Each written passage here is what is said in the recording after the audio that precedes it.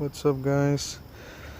So I got this 2012 Scion Xb, and it's making a weird noise when I start it.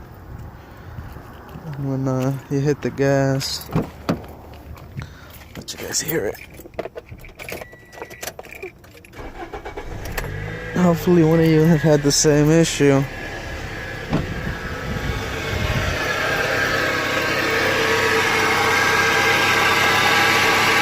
It's not the alternator.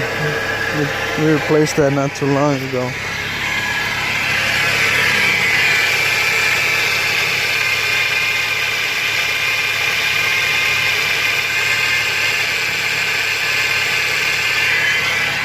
And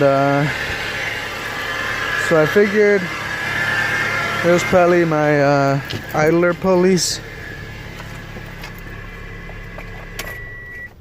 So when I went to take off my serpentine belt, I went to loosen the tensioner up,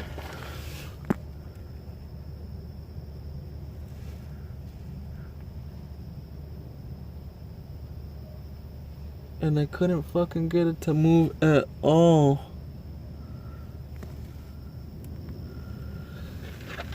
It's like stuck on there.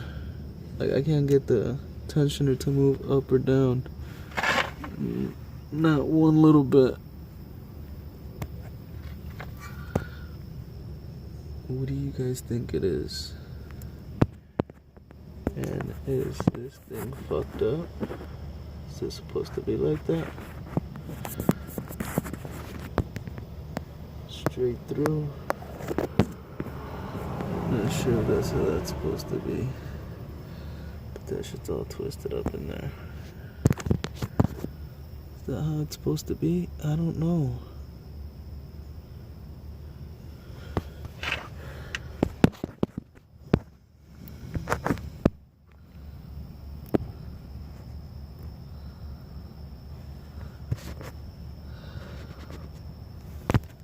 But